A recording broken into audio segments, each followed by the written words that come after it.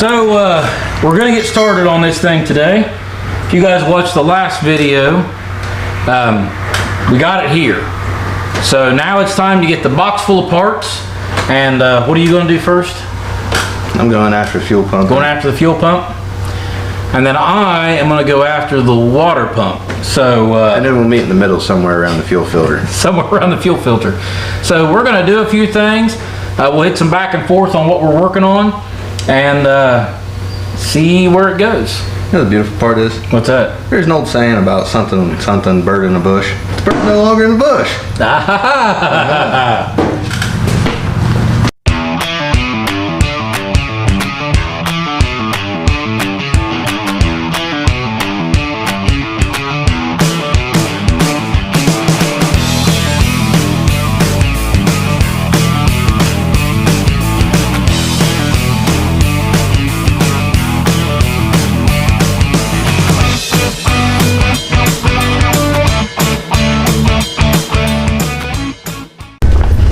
Guys, so the first thing we got to film here is we got to show what happens when you get tired of fiddling with something time and time again.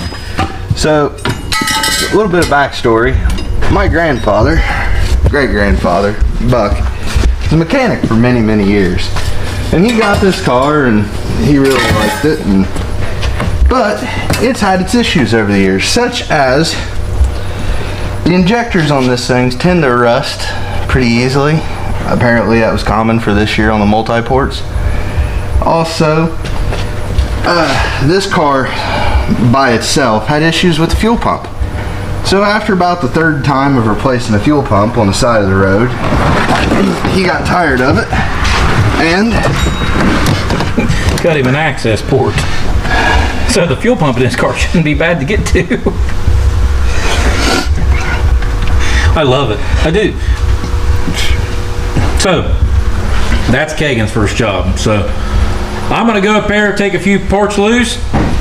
I'm going to set this up so Kagan can start jerking that out. So, thought you guys might want to see the access window and understand the story behind it. Every great now and again, there's something that comes up, and you do it one or two times, you get fed up enough, and you either get creative with it, or you get rid of it. And I'm going to tell you right now, that man did not get rid of anything. And that right there is going to make this job a little easier. So, here we go. Guess what, guys? Little keychain from O'Reilly's. I'm going to be mad if it's the wrong freaking size. Does it not fit? No, it's just hard to get to. It fits. 1/4 inch. Used to get in this thing and some of the other cars that were down there, and there was an old boat, an old speedboat that was down there. But we get in and, you know, on the boat, pretend I was on the ocean, and in this thing I would pretend like I was racing, and good times as a kid. My mother hates this car because whenever she was pregnant with me, Buck took her to one of her doctor's appointments in this car. My mother, a little bit of a ditz sometimes, forgot something in the car. She had gotten out and she reached in and the door swung back and knocked her into the car.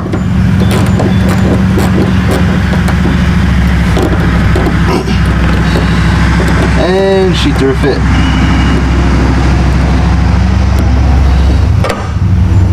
My grandfather told her it wouldn't have happened if you wouldn't have forgot your stuff in the car. So Kagan's been back here messing around. I've got all the fan belts off. Well, not fan, but alternator, air conditioning. He's got air conditioning in this car. Probably don't have it now. Find out, won't we? All right, so we're gonna go down, get some hose, and we'll be back. Yeah. We'll It's finish. so whenever you're dealing with fuel injection systems, you need High pressure line. yeah. But not high pressure. It's not like a power steering pump. But generally, on most of these, like I think this thing runs 90 psi. And we actually have a piece of fuel line up there right now underneath the bench that says right on it, not for fuel injection. Yeah. But it's fuel line. So Now, if you have an inline pump and you're doing it that way, you could probably get away with using regular hose down to and your if it's center got an limit, old mechanical pump, if you're done with an older engine, Yeah, because those don't you're create not- as much pressure. because they don't pull anything. I mean, they're creating like maybe 13, 14 pounds at max. But where this thing is a sporty model, Yeah. uh, Yes. You guys see that? it runs roughly about 90 psi in the fuel system. So, So we'll go get some new line. and it'll save us some trouble because instead of having to tear everything apart and figure out where the fuel leak is. And we won't have to worry about the lines once he puts it all back together, even though it's easy enough to get to with the access hole now. Yeah. So, see you guys in a minute. Okay, so currently right now, Kagan's putting the fuel pump back in. And he's got the new piece of line we went and got. He's gonna put on. And tapping his tension ring back in there. He's got black tape some wires up because they look like they've been ate just a little bit or gnawed on by something. They've seen some better days. But we feel like it's all okay, so I am gonna go to the front of the car and start on the water pump.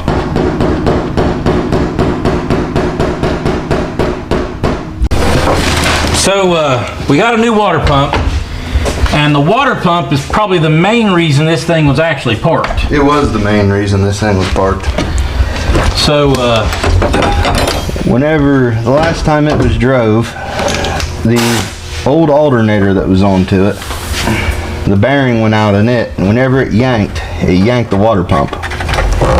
So I ended up having to put a new water pump onto it on the side of High Street in Columbus. And whenever I did, one of the threads gave way on the water pump. And just the first couple threads on one of the bolts, and it always leaked. I could never get it torqued down enough. I was afraid of tearing out the threads, and I parked it. Well, parking it with the intent to pull it into the shop down there, which is a business, and it turned into, it sat for a while. a while. You mean like 7 years? So hold on, guys. Let me turn the fan off here. It's hot in here, and the fan makes it a little bit more bearable. So, in case you're wondering if you're in an old school garage or not, and you're getting ready to torque something down, if you've got one of those sitting around, you're in an old school garage. That is a torque wrench, but it's done by the bending of the main shaft here, and the little shaft stays in place with the head, and it actually will read you your torque specification out of flex. I don't want to be that guy either, but if you're worried that you're in an old school garage, probably not in an old school garage. So, and the next trick with this is wrench benders, the name. There is a certain amount of give in metal, and this right here proves it. Because I'm going to bend this wrench to about 22 foot-pounds on each of these bolts, in case you're wondering. I was not, but I appreciate it. I know you wasn't. What talking to you? I don't care what you think. I appreciate you too. Oh, and there's a pattern on this too. I gotta meet the pattern. I might want to go back and look and see what's what here. Number one is up top. And do that one first. Yeah, and glorious it be to GM on this one. This thing's got like 3 different bolt head sizes on it, which made me concerned at first because there is a couple of them that are only 8mm bolts. And I'm like, wait a minute, the torque setting on those can't be the same as the others. The other ones just, you don't tighten them as much. I don't have that one tight enough to even flex the wrench yet. But that one is the one that gets tightened first according to this. So, let's see here.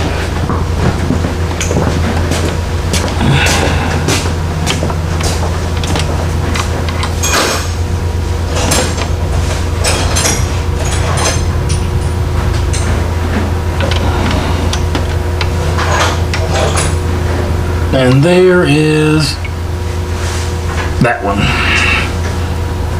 And then number 2 is down there on the bottom, and it's one of the 10 millimeter ones. In case you guys are wondering what I'm going off of, the water pump actually came with a sequence chart on how to tighten it down. So I'm going to finish tightening down this water pump. Kagan is currently working on the distributor, and we'll give you guys some more information here in a minute on what we find. If I can get it off. If he can get it off. Okay, so we'll give you an update here. Kagan's done with the fuel pump in the back. And then the water pump's been replaced. Everything's torqued down. I've got to put belts back on it now and put the air cleaner tube back on. And Kagan's getting ready to put spark plugs and wires on it because he's got the distributor done. So we're going to do this. I'll get the belts on, he'll get those done. We're going to stop and eat. And then we're going to, he forgot his oil filter. We got the oil, but forgot his oil filter. So, yeah. My bad. There was a lot of stuff. So we got to go get an oil filter, pick up our food. We'll probably pick up some gas while we're at it, you know, because it needs that to run.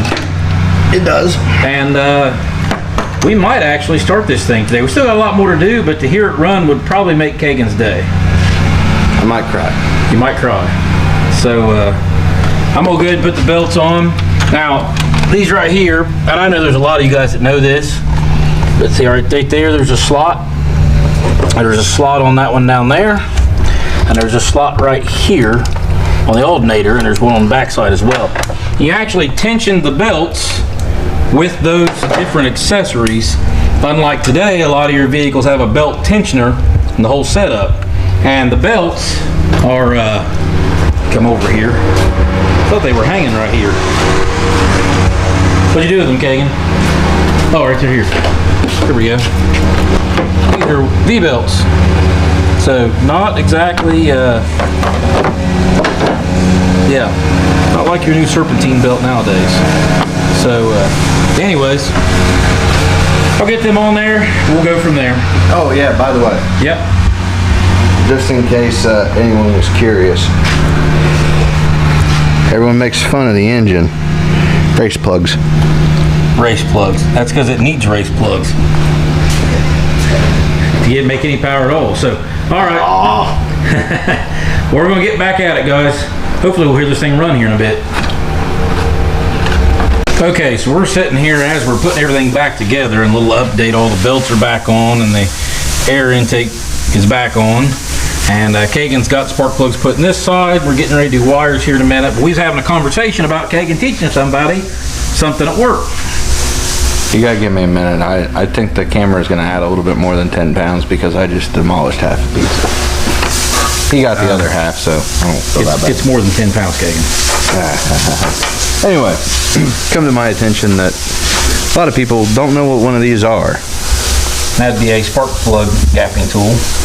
So, if you're ever curious, if you don't know, We'll turn that light off, hopefully. those go by hundredths of an inch. No, it's thousands. Yeah, thousands. It's somewhere in the less than an inch range. Anyway. So, and then if you notice from the side view that little blade gets thicker as it goes around, that's where the thousandths comes in, the gapping. Yep. Now, you can pick these up at a local parts store for probably about $1. They make a really good keychain, and if you're ever kind of worried about doing tune-up on your car or anything else, and you go and buy new plugs. So, and there's a couple things. So, before we get going here, Kagan's got that one. We'll come over here. Oop, hit my ladder here. in a drawer over here, we've got a couple of those. And then we've also got, this is a gapper as well. They come in several sizes. And we've got different, this is a filler gauge, different type of gappers. There's another one, here's another one right there. So there are different ways to do this, not just one of them little round ones, but they're probably the cheapest and easiest to do. And then the next thing that I want to mention before Kagan goes into this is you can buy these out of the box and stick them in and it'll probably work. But I'm one of those people, and Kagan is too, that always likes to check their spark plug gap because you should.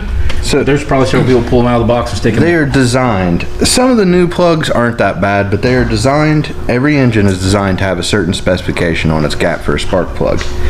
This one happens to be 45 thousandths.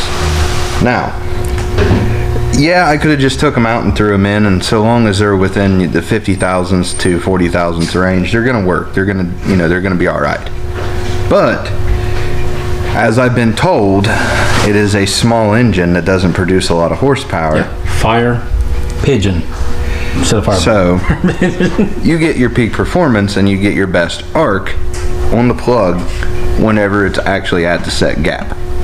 So that being said, if you're ever curious about it, what you do is you can just stick it in and then you roughly want it to land where you need it. So that's, see, you can't hardly tell there. I'll try and get in here, but it's about 45 thousandths. He's got the center to the chrome there. Now, if it's less or if it's more than, what you can do is you can just put this butt up against something and press lightly, come back over, remeasure it, and then readjust it. If it's less than, say it was coming in at about 40, the best thing and what I like to do is just kind of wiggle it a little bit, and then it'll open it up, and you just keep doing it until you land about where you want it. So now, in a newer car, and in this situation, I actually call this a newer car, but not, it's fuel injected, you've got a higher, coil distribution. It's still got a distributor on it, but your older vehicles that don't quite have like the high power coils and stuff, or even like especially older motorcycles like the Chopper, your spark plug gap is a lot more important than say in some of your newer vehicles like 2000s and up. You still want to have a gap. You don't want it to be like shorted out, but sometimes it'll jump a little bit more than it was designed to, just because of the higher powered coils we have nowadays. So always check your spark plug gap if you change your spark plugs, and probably change them every 100,000 miles. It's not necessary, but it will be a little bit more efficient that way. So while Kagan's putting that last one in, we're going to start putting on spark plug wires, and then it's time to change oil in this thing. And after we change oil, I think we're going to try and start it and see if it'll run. If it don't run, we'll be back in here tomorrow anyways, because we're going to do brakes and stuff and prepare it for the road, but I'd like to hear it run today. Either way, I might cry.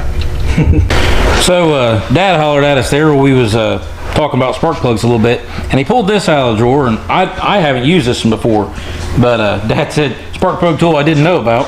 So you set your gap with these little tabs running around here, and this thing actually will turn. It's filler gauge. Right? So he had it turned to, oh, here we go, it's caught back here. So you got to pull that one there, and it'll turn that way, and I'm going to turn it back to where it was there. So you set your spark plug, and for giggles, where's your spark plug tool? Your spark plug tool. For giggles, I'm going to open this thing up more than it is supposed to be gapped.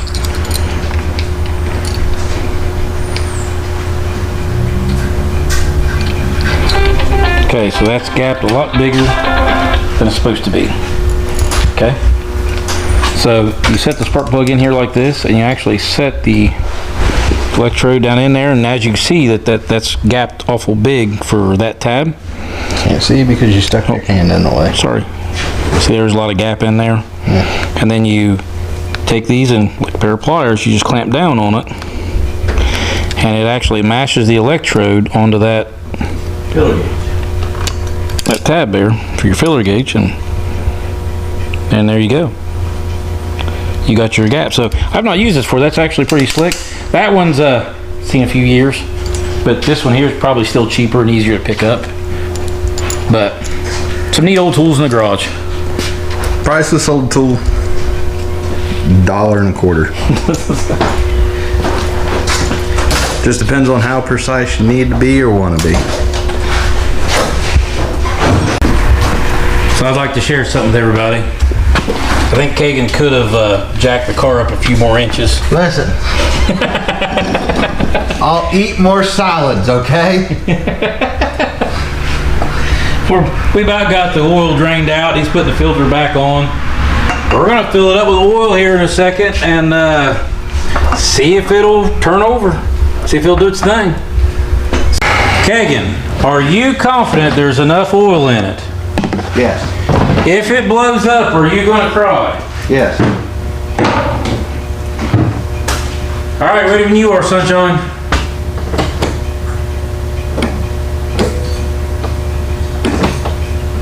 What happened?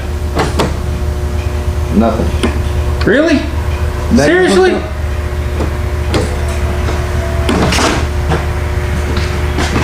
Well, the engine's freaks. I know I turned it earlier. Is your starter not working? Maybe start a relay? No, no power or anything. Huh, you reckon that battery's got enough juice? Did you hook it up? Well, yeah, I hooked it up. Hooked it up, tightened it down. That one's tight. That one's tight. Well, that could be a little tighter. I don't like it. Let me try again here.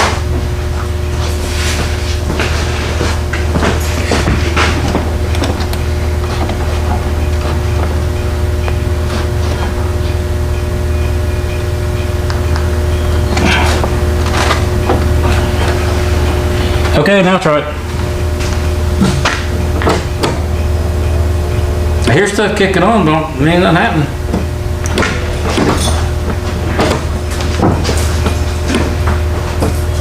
I'm starting to think it's ain't got enough juice. May throw this battery charger on it and see if it takes anything. Could be the starter relay. Could be. Well, I'm doing this. Once you find out where that starter relay's at.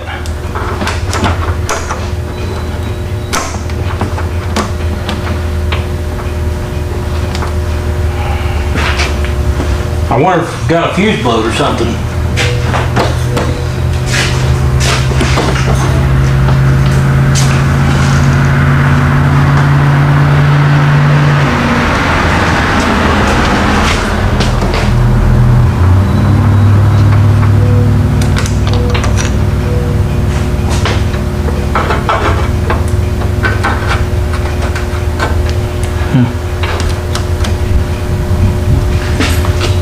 Nope, that battery's good. It ain't taking nothing.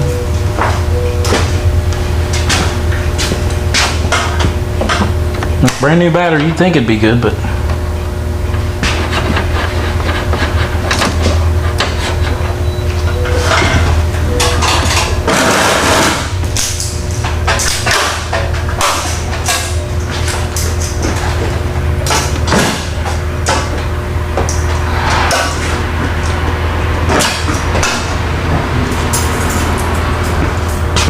Alright guys, we're going to look at fuses and some other stuff, see if we can't find out why it's not doing it. We'll get back with you.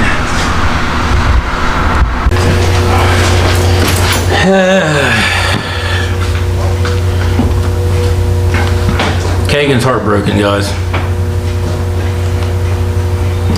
I'm over here, we're trying to figure out why it's not running. And I thought somebody was passing gas or something. I'm like, what's that smell? You can hear the battery bubbling.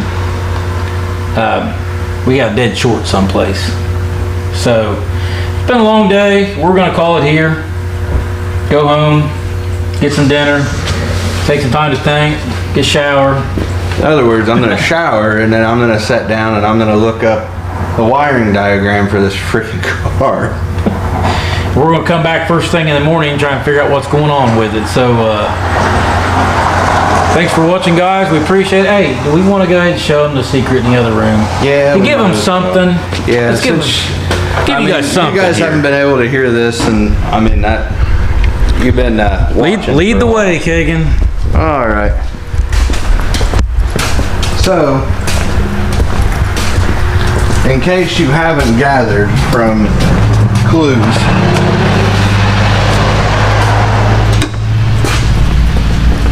the Firebird is a little bit underpowered for a sports car. Yes. So, what we got to make up for it being a little bit underpowered for a sports car If you watch our TikTok, you already know we made a road trip. is this nice LM7 5.3 liter LS motor. So we got a set of 2015 Camaro exhaust manifolds for it as well. So if we can get it running on the 2.8, and that'll give Kagan something to drive around for a while and play with. He's going to get an engine stand for this and then- start working on building this up. And I get this to the where I want it, and then I can pull it in and we'll clean up the engine bay a lot, because I mean, no offense, it was probably really, really slick back in '85, but It's kind of a mess now. it's, yeah. So we can clean it up, we can make it look a little bit better, and we can probably do a little bit something to make it not look like a giant bowl of spaghetti. Yeah. So this will take him a little while. This is not that's going to happen anytime soon, because we all know how long this mess has taken me. Although look at that right there, man, that looks good. That's making progress. So you eat an elephant a bite at a time, right, Kagan? You don't do it all at once. Technically, you start with the ankles. We don't have any big sponsors. We're just doing it as we can with what money we got. So Now, that being said, if you have a lot of money and you want to be a sponsor, we are more than open to the idea. we'll hang your banner at the back of the shop. If you don't have a banner and you want us to wear hats, we will wear hats. So, anyways, guys, we're going to call it here. We appreciate you watching, and hit that like and subscribe if you don't mind. And we'll let Kagan go home and cry for a bit. Yeah. So, until tomorrow, which for you guys will be a week from now when we release that video. And for me, it'll just be a couple long, sorrowful hours away. But we'll see you guys later.